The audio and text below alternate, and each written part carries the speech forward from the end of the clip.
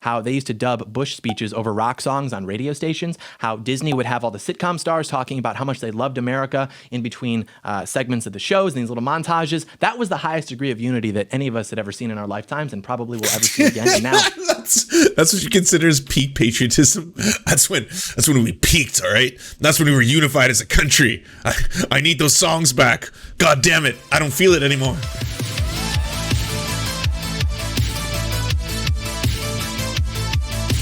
There is little cultural overlap between violent extremists abroad and violent extremists at home. But in their disdain for pluralism, in their disregard for human life, in their determination to defile national symbols, they are children of the same foul spirit, and it is our continuing duty to confront them.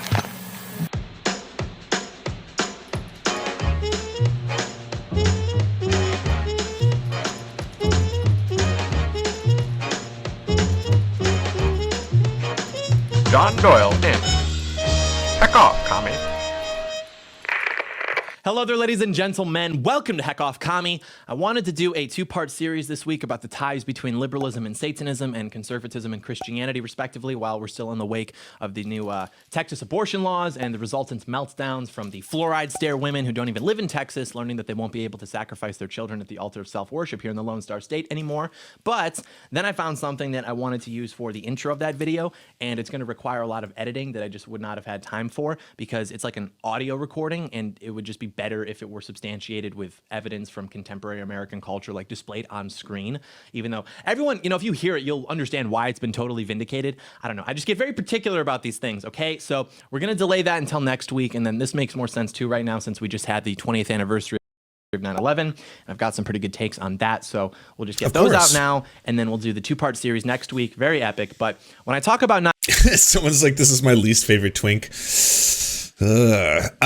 This is a satire? No, this is very much real. I mean, it's kind of one of those individuals whose own existence kind of turns themselves into satire, but, that's no fault of their own. They don't really have a choice in the matter. There's probably going to be a word for that soon. I acknowledge that I probably sound pretty calloused. I don't mean to. I would imagine that's because I was like 2 years old at the time. I don't think anyone who either doesn't remember 9/11 or who wasn't alive for it can really understand the impact that it had on the country emotionally. So I would say, to give me the benefit of the doubt, just keep in mind that, just because I'm not joining in with everyone else talking about how we can never forget how we were attacked because of our freedoms, that doesn't mean that I don't understand how horrific that day was. It's just that I can't help but be honest about how I look at it 20 years later. So I will read to you the bullet points that I posted on Instagram about 9/11. I used to be able to do this on Twitter, but then I got kicked off for advocating for participation in the democratic process, like a good little civic process enthusiast. So now I have to do this on Instagram. So you should definitely follow me because I post pretty good content over there too. But anyways, I said, the biggest takeaways from post 9/11 America are that 1, the peak of our post-war unity required a terrorist attack, and we'll never achieve anything even remotely close to that degree of unity again, even if something similar happened now. 2, the legal infrastructure established by the system to get the guys who hate you because you're free, that's the NSA, DHS, Patriot Act, etc. Now that's going to be weaponized against you by the system because they hate you, which is why you're not actually free. And 3, the American right used the greatest wave of patriotism and political support in the last 100 years to, checks notes, let a bunch of our people... I'm just going to put this out there because I can already see where this one's going, and I just want to say this, when it happens to be anything pertaining to surveillance state, that kind of stuff, most people on the left, I'd say almost universally, are also against surveillance states. They do not want these massive corporations to have all this information on us, or to have government agencies collect information, collect phone calls, collect data, user data, that kind of stuff. Most likely against the Patriot Act, the expansion of those powers, and probably do not want to increase that further in the current state or current paradigm. I would say that you already do have enough tools at your disposal to be able to track down the baddies. But I'm going to say this, in that they always miss the mark in who owns or acquires that information. Because typically we thought that it was going to be all these evil government agencies, these smoke and mirrors, cabals, if you will, right behind, and all of a sudden it rises up and you see the evil figures and they're all sitting in a circle and they're like, this is how we get world domination, the new world order, it's upon us. I'm slinking into Alex Jones. When really it's private corporations, a lot of them based in Silicon Valley, these giant tech companies that have been acquiring our information, and not even through a government agency. We give it away for free. we want to interact with them because we're addicted to them, and also we like to use them because they're fun. And so we just give all our information for free, all our patterns, they know us way better than people who were monitoring us for weeks. Even our friends and family and our potential lovers may know us. They know quite a bit about us, and what they're doing with that information is they're selling it to people. But it's not even like that big a secret until all of a sudden it's like Cambridge Analytica was using it for pretty nefarious political gains. So there is that. But I'm just wondering if he's going to bring any of that up. Die in the sand for heroin trafficking and arms contracts. Meanwhile, our country has irreparably devolved into a glorified theme park. Where's the lie?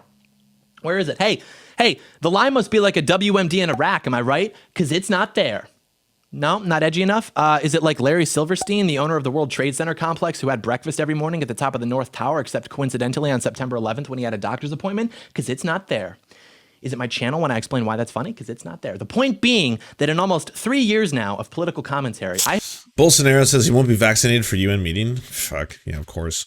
have only missed once, arguably twice. That bracket of takes pertaining to post 9/11 America is completely accurate. Let us discuss why. Firstly, the unity factor. You can go back and watch the archives, how they used to dub Bush speeches over rock songs on radio stations, how Disney would have all the sitcom stars talking about how much they loved America in between segments of the shows and these little montages. That was the highest degree of unity that any of us had ever seen in our lifetimes and probably will ever see again. And now that's what you consider as peak patriotism. That's when we peaked, all right? That's when we were unified as a country. I need those songs back. God damn it. I don't feel it anymore. No, I would not say that was peak patriotism. I think it's been pretty well indoctrinating and well applied throughout various facets of American culture, society, governmental programs, like you name it. That's just completely gone. And in general, the trends show that our unity as a country has been dissolving for decades. Like you can look at, for example, the trust levels between 1972 and 2012, dropping from 46 to 32%, about half the country saying they trust their countrymen to about a third in 2012. And still, that was 9 years ago. That was before Black Lives Matter went mainstream, before gender theory went mainstream, before cancel culture. So obviously, Black Lives Matter, gender theory, both of those just came in. Everything was fine before, basically. So, and I'm talking well before the civil rights movement, before all of that, before women had the vote, all of that, all these pesky people asking for rights, all these marginalized communities, you're making it all about race and sexuality. No, things were better back in the day, everything changed. We used to trust each other, those in power. Just imagine where it's at now. I would guess something like 20%. That is not sustainable for a country. And we've been declining for a while because of many different factors, namely mass immigration from the third world and the post-industrial restructuring of the economy. But the point is that to get to a state where you could come together with your neighbor and say that you were proud to be an American, to wave the flag, to actually be unified as a country, that required, as we said, a terrorist attack in New York City. And that unity is never coming back, even if something like that happened again. Why are you kind of almost putting it in quotation marks? What's going on there? Horrifying events can unify a populace. Typically, it is going to be used and manipulated by a government for furthering their aims. That is also true. I think that's as far as you could put this before you start, lurking a little bit into 9/11 truther stuff here. But I doubt John's going to go there. Again, it just isn't, because the people in this country are too nihilistic. I remember sitting in a classroom at my high school when the Parkland shooting was occurring, and I was following the coverage on Twitter, and you literally could not navigate through it without seeing all the memes that people were making about the shooting, which isn't to say that you can't joke about things like that, but it's just that the people in this country are not serious people anymore. Like, we largely have no honor. We largely have no purpose. And if something like 9/11 happened again, there would be no unity. No, instead there would be an orchestrated consolidation of animosity against American patriots, and they would have the explanation for that all worked out in the media by the establishment in this country to serve their ends at your expense. And my evidence for this is the second point, which is that when 9/11 happened, we established things like updated surveillance systems in the NSA, we established the Department of Homeland Security, we had the Patriot Act, we had all of that, and now that is all being weaponized against American patriots because... Is he an anti-imperialist right-winger or just a crank? I can't get a good read. Okay, so you're looking at what I would say is the new... he's new and improved. This is probably the 2.0 John Doyle, but he's growing, as time goes on. He's always been a proper Christian right-winger, like a fundamentalist Christian right-wing. That's the guiding pulse, okay? And a lot of that has to do with, of course, there are no masters, but Yahweh, our Lord. That's got to be the number one superior force in all things. So that's where I believe his contention comes a little bit between the separation of church and state. The secular society is what he's, I think, a little bit upset with, but he would rather give all power onto the Lord, I believe, if I've understood him correctly. They're simply defining you as a domestic terrorist. The government is legitimate. Everything that they do is legitimate. Everything that they tell you is true. And if you disagree, you are a threat to them, which makes you a terrorist by definition, which enables them to weaponize that post 9/11 infrastructure against you, despite the fact that it was supposedly created to defend you or whatever, which, by the way, I promise you is going to happen provided that things don't change. Why would it not? As we saw in the beginning, George Bush literally took time out of his address to compare Trump supporters to the 9/11 terrorists. He literally said they're cut from the same cloth. Can you find me a history book where one of the most powerful members of the ruling class, with the support and agreement and endorsement of the media or its contextual equivalent, says something like that, says that a subset of the people over whom they govern are equivalent to the perpetrators of the deadliest attack on their soil in recorded history, and they've established the necessary legal infrastructure to go after those people, and it's because they took some silly photographs and broke some windows, or the contextual equivalent being equally insignificant and inconsequential.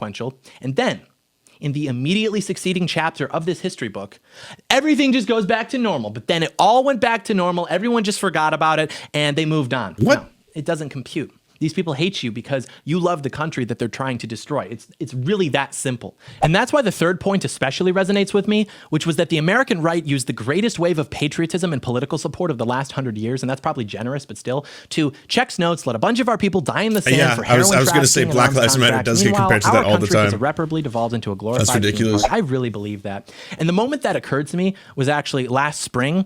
I think I was in this downtown area and there were lots of really nice shops and restaurants. And this area actually used to be like a nice area, pretty safe area. People would bring their families there all the time, etc. And I'm looking at the people who are there now, and they're all from the third world. Like they're all wearing the traditional clothing from the countries to which they actually pledge allegiance. They're all speaking the languages of the countries from which they originate. And I'm watching them, they're littering, they're letting their kids run around, knocking stuff over, screaming, and they're all standing. Basically, the horrors of a multicultural world. People speaking in tongues, different languages, all different colors. It's horrifying, I tell you. Children running around. In line outside of these designer stores. They're all standing outside of Tiffany's and Louis Vuitton and Gucci, but none of them are coming out with anything. Like they're literally just waiting in line to go into the store for the experience. So I asked one of the employees, hey, does anyone actually buy anything down here anymore? She goes, no, people don't come down here to shop anymore. And so all of our sales are just happening online. And that's when it clicked for me. Like, oh, this country is literally just a glorified theme park. Nobody has any respect for it. Nobody has any knowledge of how to create something like this or knowledge of the brilliance and sacrifice that went into making something like this. They just show up and get whatever they can out of it. And these people send their kids to American schools and they vote. And over time, the ideas get more popular in the mainstream that America is evil and oppressive. We're colonizers, as if giving... So, I guess this is a variation on the Great Replacement theory, but it's the one that Tucker Carlson's been pushing into the front line these days. You probably know it more from the Lawrence Southern iterations. But yeah, as more people come or immigrate over to the country, of course, they're going to be able to become a more prominent voting bloc, and they eventually will change the face of this country itself away from Judeo-Christian values into something horrifying that speaks multiple languages and other things of this nature. So that's what you have to watch out for. Giving them access to the greatest societal amenities and systems ever created in the history of the planet for nothing in return, except for maybe like a potential reduction in our weird pseudo-masochistic guilt, was really such a disservice to them. It's a theme park. And maybe it's been a theme park for a while, but at least it used to be a cool theme park, right? At least we used to have like Captain America for a mascot. Who's our mascot now? What mascot could best represent the United States of America in 2021? Probably like transgender George Floyd with dementia. Or actually, no, just Captain America, but gay now. That's our mascot. And we've got bright lights, we've got entertainment, we've got corn syrup and pesticides and phytoestrogens. You don't even have to pay for parking. Just a per mile tax on the way here, right? Dude, we could have reversed all of that. George Bush literally had the highest approval rating in recorded history. His word was gospel, and we did nothing with it because he's complicit in all of this and also very stupid. I am unironic. Wait, what? He's complicit in all of this? You're going all over the map here, John Doyle. Ironically, of the opinion that if Buchanan had won in '92, and if Norm Macdonald, may he rest in peace, hosted The Daily Show or one of its equivalents, this country would be on the right track. I really believe the potential of those two men was that great. But that didn't work out, so we had to put our faith in people like George Bush. And we will discuss that speech excerpt momentarily, along with a few other points on this topic. But first, we actually have some good news. It just keeps flowing, which is that we have yet another fantastic addition to the Heck Off Commie sponsor roster. Can you tell that I want you to be armed yet? Is it obvious? Here Oh God, what is it? Black rifle coffees, guns made out of coffee beans, made out of guns, made out of beans, and how they exploit. Yeah, okay, here we go. If we use the government against our political opposition, how are we better than the left? That's not even what I'm saying. If I wanted to target my political opposition with the power of the state, I would just have my DOJ crack down on child pornography to achieve the same effect. The point, hyperbolic as it may be, is that a serious country would not grant influence. Do you have any idea? Like, I love how that's an entire thing the right loves to do. Everyone's a pedophile. You're a pedophile. You're a pedophile. Everyone I hate a pedophile. Every enemy in my mind is a pedophile. Well, they're all secretly pedos. And then whenever it comes out who actually is a pedophile, it turns out overwhelming to like all these conservative politicians. They would all be fucked, you know? Like what are they going to do? Are you going to come for every single one of them? And people have always said stupid things, but this is different. This isn't just, ha, what if an elephant was blue? It's not even, ha, I'm a woman with a penis. This is rhetoric that is deeply, deeply insulting to thousands of American families, thousands more American families who lost people in the resulting wars, to tens of millions of families who supported Donald Trump as a presidential candidate, and to our country as a whole. People who say things like that should not be allowed to hold any position of influence in governments, in media, or in education. Conservatives love throwing around pedo the same way lefties like you throw around the word fascist. Damn, baby blogger or bogler. Have you finally got the attention you've so desperately been seeking? Are you better now? Has it happened? Have you achieved climax and now we can go about watching John Doyle, or do you have more generalizations about the left to throw out? Down so bad. I have to compensate by taking things to the extreme because we are down so bad. I apologize. I don't mean to alarm anyone. I'm just negotiating. I have to call for them to be imprisoned so that the counteroffer is just that they're not allowed to be teachers and politicians and stuff like that anymore. If you're that anti-American, then you should not be platformed or employed anywhere that receives tax dollars from American families. That makes sense to me. But back to the W thing, I really hated that speech he gave. The audacity of basically condemning the people who rallied behind you, who fought and died for your wars and for your father's wars, who defended you, to come out on the 20th anniversary of 9/11 John Doyle, and basically call them equal to the people who perpetrated the 9/11 attacks is just so purely dishonest and evil. That idea, it is so evil that could only have spawned in a meeting in Washington, D.C. I felt like Syndrome watching that because, you know, George Bush has always been stupid, but he was charming, right? Like he would just say stupid things. It became a meme. You know, W became a meme. I remember I used to have a W tank top with a picture of him on it flipping the bird. And the spirit of it was basically like, hell yeah, brother, W says these colors don't run. But then he comes out. This is wild because it's kind of like he doesn't have the self-awareness to realize what the indoctrination of propaganda was doing to him in real time. And I was like, it's just weird, you know, like we all used to love George Bush. It was cool. Like we were all on board, and then something changed. I don't know what it is. It's hard to explain. It's like he ruined it. Woke culture. It was that. Black Lives Matter. All of it. Out, he starts talking about our democracy and calling his former supporters foul-spirited, and it's just me and my W tank top like, you can't trust anyone, especially your heroes.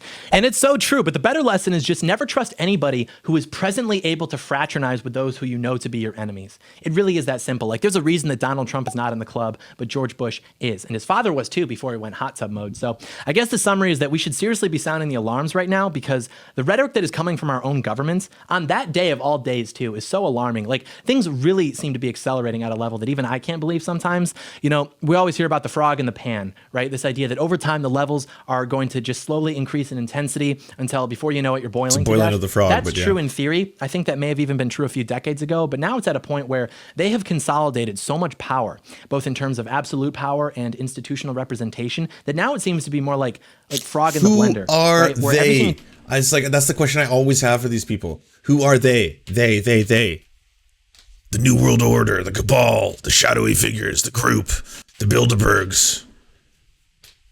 Just happening so fast that you don't even have time to react. You're basically just like... Today we did a student election at school. Liv's got 0 votes. Right, and then it turns on, and it turns out you were right. But it happened so fast that you couldn't even do anything about it. I think that's a lot more accurate, at least now. But that being said, when we take power, which we will, because as we talked about in, I think, the last video, this system really is too incompetent and chaotic to ever be sustainable long-term. And the things that they put in place to pacify and numb us into being oblivious to what they've done to our nation, widespread drug and alcohol abuse, pornography, obesity, mass media, consumerism, all of that is being abandoned, not in mass, but by lots of good people who realize that they effectively are weapons. And those are the people to whom George W. Bush and all of his gay friends are going to have to answer. They're going to have to answer to our guys, the guys that we put in charge of our very own. Oh, I keep forgetting that. Yeah, no. He still does the high school thing where he uses gay as an insult. I forgot about that.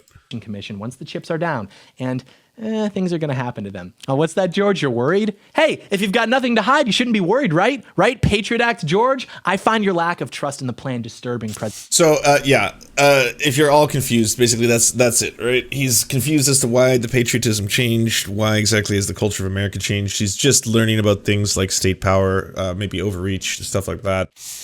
Because it's been happening to right-wingers all of a sudden. Suddenly, domestic terrorism is something that's taken a little bit more seriously than it used to be. Hey, do you like movies? Do you like Serfs? Do you want movies and Serfs watching the movies? So then come over to the new channels. It's the Serfs the cinema. Thanks so much for watching, everybody. Can you do the thing, that thumbs up and comment and all those things that help us out in the algorithm that controls every aspect of our lives? Also, if you happen to have a Facebook account, can you delete it? Like, just delete it. You should probably delete your Facebook account because it's not a great company. But hey, if you can't do that for whatever reason, I understand. And could you also go to facebook.com/thesurftimes then and give us a little like and a follow. We're just trying to push back against the fact that people like Ben Shapiro happen to dominate the platform entirely. And when everyone asks why do older generations believe the things they believe, one of the problems is the majority of them on social media use Facebook. So to counter that, we're just going to be on there too now. Also, if you happen to have a union or a worker co-op or even a leftist project, podcast, website, Zoom, MySpace, it doesn't matter. We will advertise it for free on this channel. All you got to do is go to weareserfs.com and use the forms that we got there, weareserfs.com. Thanks, everybody. To our gods, Xander Corvus and Peyton L. Just, may you shower us mortals with gifts from the heaven. To our monarch, Tom Spiker, we are your humble jesters, clowning around for your amusement.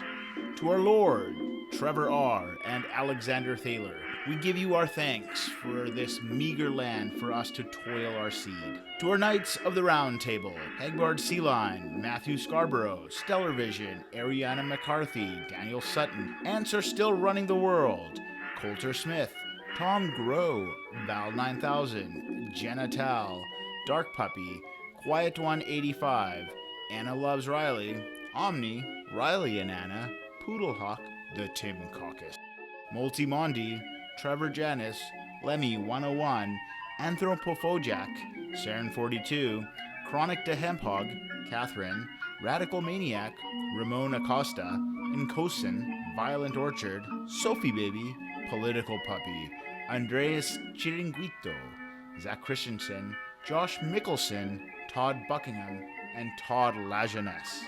We raise our glasses and we salute you, our comrades.